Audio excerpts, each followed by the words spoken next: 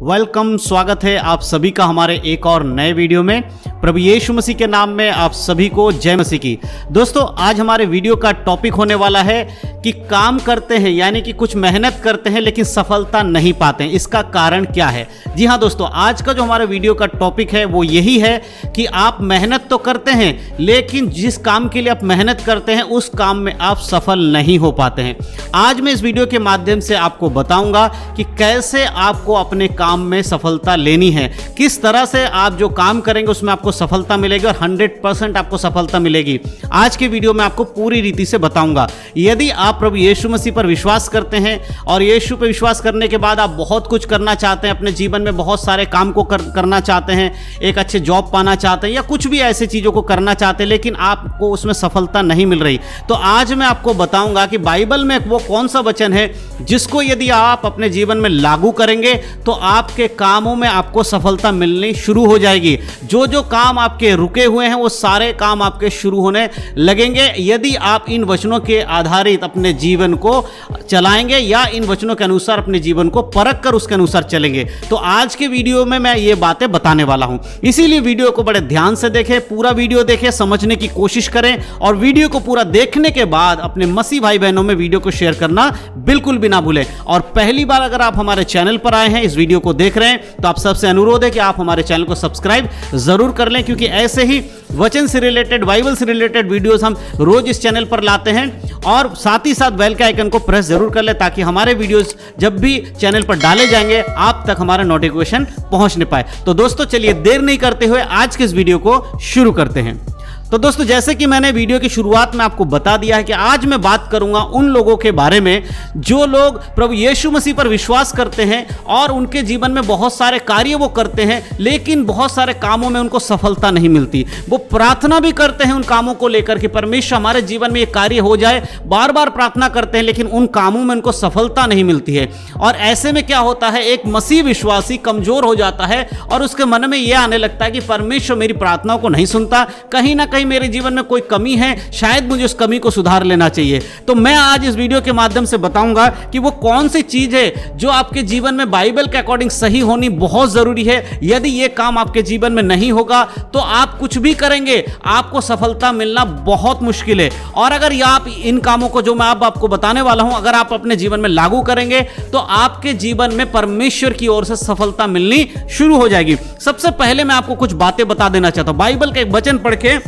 मैं आपको बता देना चाहता हूं, उसके बाद हम उसके आगे की बातों को चर्चा करेंगे। अगर हम नीति वचन 28 अध्याय और उसके 13 आयत में पढ़ेंगे तो बहुत सारी बातें लिखी हैं। साथ ही साथ मैं एक बात बता दूं कि नीति वचन हर एक विश्वासी को हमेशा पढ़नी चाहिए, रोजाना पढ़नी चाहिए, क्योंकि नीति वचन में ऐसी बातें लिखी हैं जो आपके जीवन को पवित्रताई में चलाने में आपकी मदद करती है। इसीलिए हर एक मसीह विश्वासी से मैं अनुरोध करता हूं कि आप लोग नीति वचन को भी रोजाना जरूर पढ़े। तो चलिए आगे वचन पढ़ते हैं। 28 के 13 में प्रकार लिखा है, जो अपना अपराध छुपा रखता है उसका कार्य सफल नहीं होता, परंतु जो उनको मान लेता और छोड़ भी देता है उस पर दया की जाएगी। परमेश्वर का वचन क्या कह रहा है, साफ रीति से सुनिए मेरे प्रियो, कि जो व्यक्ति अपने अपराधों और अपने पापों को छुपा कर रखता है उसके काम कभी सफल नहीं होता। एक बात मैं आपको बता देना चाहता हूं, हम में से हर एक व्यक्ति ने प्रभु यीशु मसीह को अपने उद्धारकर्ता के रूप में ग्रहण किया है। हम कोई भी जन्म से क्रिश्चियन नहीं है या जन्म से मसीह नहीं है, हम सबने यीशु को ग्रहण किया है। और हमने बाइबल से देखा है कि जो व्यक्ति यीशु मसीह को अपने उद्धारकर्ता के रूप में ग्रहण करता है, अपने पापों से पश्चाताप करता है, प्रभु उसे उद्धार देता है। तो सबसे इंपॉर्टेंट चीज एक विश्वासी के जीवन में, अगर आपने यीशु पर विश्वास किया है तो आपको सबसे पहला काम क्या करना होगा, अपने पापों को परमेश्वर के सामने रखना होगा। प्रभु से विनती करिए, परमेश्वर मैंने जीवन में यह पाप किया, जो आपको याद आते हैं अपने पूरे जीवन में अपने जो जो पाप किया है उस सब कुछ परमेश्वर के सामने रखिए और कहिए, प्रभु मैंने ये पाप किया, मुझे क्षमा कर दीजिए, यीशु मसीह के नाम से मैं आपसे क्षमा मांगता हूं। जब आप ऐसे करके अपने पापों को परमेश्वर के सामने रखेंगे, प्रभु का वचन कहता है, यदि तेरे पाप लाल समान भी होगा तो भी मैं उसे धोकर हिम के नाई श्वेत कर दूंगा। होगा। यानी कि अगर आप अपने पापों को परमेश्वर के सामने रखेंगे, परमेश्वर आपके पापों से आपको क्षमा देंगे। और जब एक व्यक्ति के जीवन में से पाप खत्म हो जाता है, उसके जीवन से शैतान के काम खत्म हो जाते हैं। जब उसके जीवन से शैतान का काम खत्म होगा,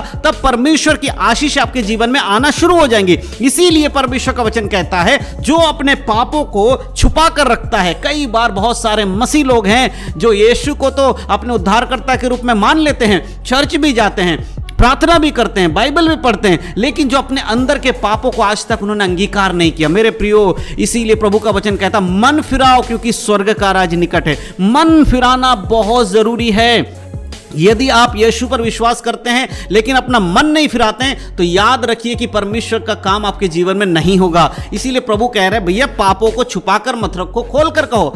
आप अपने कमरे में जाइए, अकेले में जाइए, घुटने टेक कर, जो आपको याद आता है आपने क्या क्या पाप जीवन में किए हैं, उन पापों को रखकर परमेश्वर के सामने गिड़गिड़ाइए, यीशु मसीह के नाम से मांगिए, परमेश्वर मुझे क्षमा कीजिए। प्रभु आपको क्षमा जरूर करेंगे। और उसके 14 आयत में एक चीज और लिखी है, मैं वो भी आपको बताना चाहता। लिखा है, जो मनुष्य निरंतर प्रभु का भय मानता रहता है वह धन्य है, परंतु जो अपना मन कठोर कर लेता है वह विपत्ति में पड़ता है। अब यह बात सुन लीजिए, यदि आप अपने मन को कठोर करेंगे तो आप पे विपत्ति बढ़ती चली जाएगी। अगर इन वचनों को सुनने के बाद भी, आज के इस वीडियो को देखने के बाद भी, आज के इस वचन को सुनने के बाद भी अगर आप अपने कमरे में जाकर अकेले में बैठकर परमेश्वर के सामने अपने पापों के प्रति पश्चाताप नहीं करते हैं, अपने मन को कठोर कर लेते हैं, याद रखिए कि हो सकता है इन सारी विपत्ति जो आपके जीवन में, इनसे भी बड़ी बड़ी विपत्ति आपके जीवन में आएंगी। इसीलिए अपने मन को कठोर मत करिए, परमेश्वर का भय मानिए, प्रभु का भय मानिए, तब आप धन्य बनेंगे। परमेश्वर का वचन साफ कहता है, जो मनुष्य परमेश्वर का